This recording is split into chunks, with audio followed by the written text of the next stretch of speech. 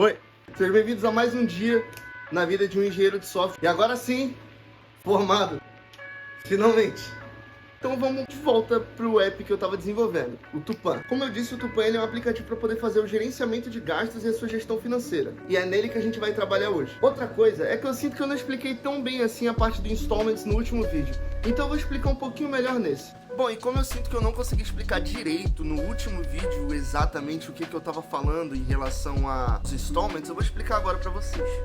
Eu tive uma demanda de um usuário específico que me pediu o seguinte: Lucas, eu acabo comprando muita coisa no cartão, então eu gostaria de ter uma forma para poder eu manter o controle dos meus parcelamentos, como é que eles estão. E eu nunca tive essa ideia porque eu não uso cartão de crédito, então para mim é uma coisa diferente, sabe? Não é o tipo de coisa que eu tô acostumado a usar. E aí eu virei e eu tive essa ideia de como que eu vou fazer isso. Essa daqui foi a minha conclusão. A gente vai ter bem Lucas Montando, o canal Lucas Montando, os usuários. E os usuários, eles já têm as categorias dele. A relação dos usuários para as categorias são de 1 para N. Ou seja, um usuário pode ter inúmeras categorias, porém, cada categoria só pode ter um usuário. E isso é associado pelo User ID e pelo SQL Alchemy, que tem lá a sua magiquinha lá de conseguir fazer aquele relationship que eu tinha falado pra vocês. O que significa esse relationship do SQL Alchemy? Vamos explicar um pouquinho melhor. O User ID, ele vai ter uma área dentro do model dele que vai ser Category. Dentro desta Category, vai receber um relationship. E esse relationship, ele vai meio que fazer um backpopulate para uma parte que tem dentro de category, que vai ser chamada de owner. Deixa eu só apagar que eu escrevi category e na verdade é categories.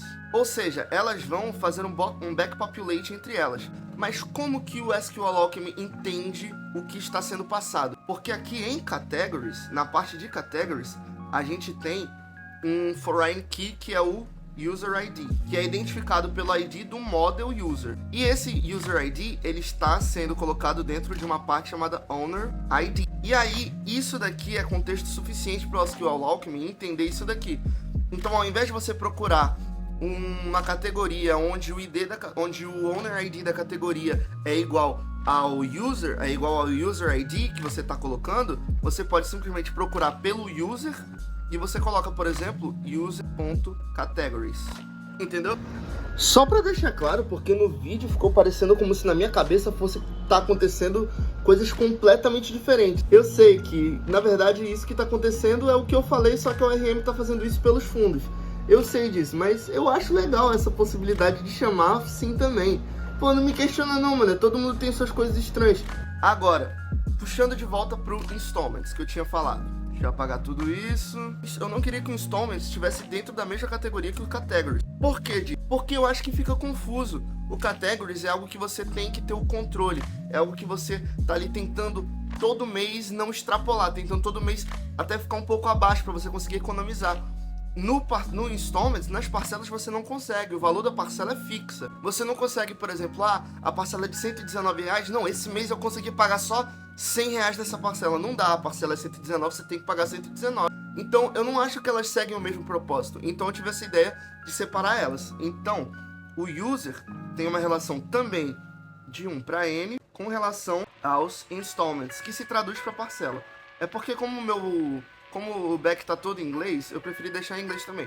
O install. Como que vai funcionar isso daqui? Lembra que eu falei pra vocês que ele vai ter essa spay? Pois é, ele tem esse spay, que é um booleano, e usando o AP Scheduler, eu consigo fazer com que todo primeiro dia do mês, isso daqui fique false. E ele, por padrão, é falso, né? Quando a pessoa apertar lá um botão no front-end para poder pagar, vai mandar uma requisição para a API, que vai transformar isso daqui em true. E aí, novamente, quando chegar o começo do mês seguinte, isso daqui vai novamente se transformar em false. Então, qual é que é a questão? No front-end, eu tenho que fazer uma forma de demonstrar claramente que a parcela ainda está a parcela está paga, que a parcela não está paga. Não só isso, eu também tive que fazer, né, o controle de quantidade de parcela.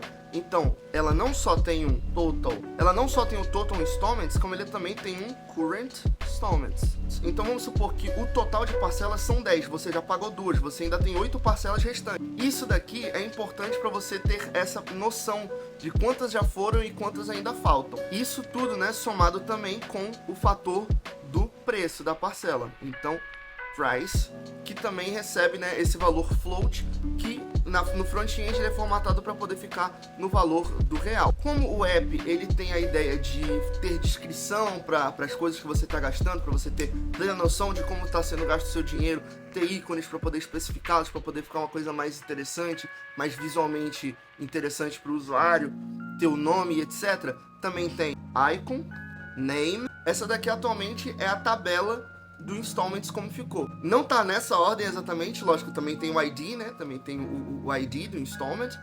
E tem também os relationships. Então tem o Owner ID também.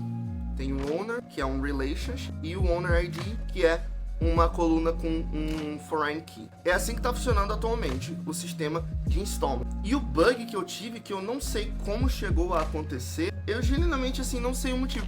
Eu não estava conseguindo fazer o que eu fiz com o Category, que foi literalmente a mesma coisa. No entanto, com o Installments não estava funcionando e eu tive que passar com uma lista. Bom, agora está funcionando perfeitamente, só que eu ainda não fiz a implementação no front-end. O back-end já está funcionando, já fiz os testes e etc, já está funcionando. Agora eu vou fazer o push pro Git para poder atualizar o deploy. Mas antes de realizar o front-end, eu preciso planejar como é que vão ficar as telas. E outra coisa é que nessa V3, em teoria, tem um overhaul da interface. Então eu preciso me planejar para isso também. Eu vou tentar refazer, ou pelo menos não refazer, mas melhorar todas as telas. Então vai ser uma coisa interessante. Quem sabe daqui até o final do vídeo a gente já tem alguma coisa pronta. Entre o último vídeo e esse, eu me formei. Então... tem muita coisa ainda pra rolar.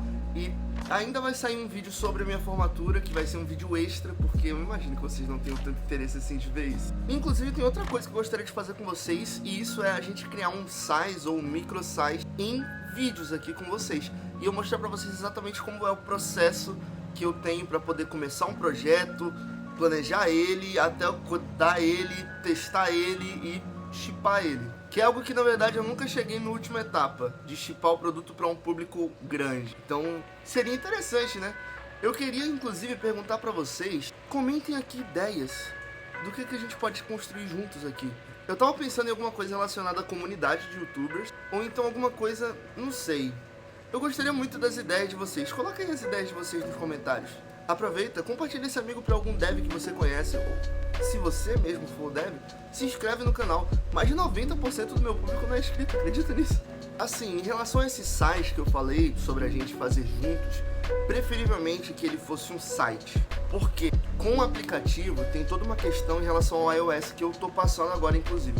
Para você fazer uma build pro iOS, você tem que ter o Apple Developer Account, que é $99 por ano.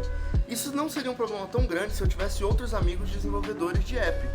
Só que, na verdade, a maior parte dos meus amigos devs não fazem projeto pessoal. Então isso acaba sendo uma dificuldade, assim, pra poder encontrar alguém pra gente rachar isso e colocar todo mundo num time, tá ligado? Então vamos tentar dar preferência pra fazer um site ou alguma coisa do gênero. Mas bom, é isso. Espero que vocês tenham gostado do vídeo de hoje. Se você gostou, se inscreve, deixa o like, comenta alguma coisa, me dá parabéns pela minha formatura, sei lá. Divulga, por favor, esse vídeo pra algum amigo seu que é dev.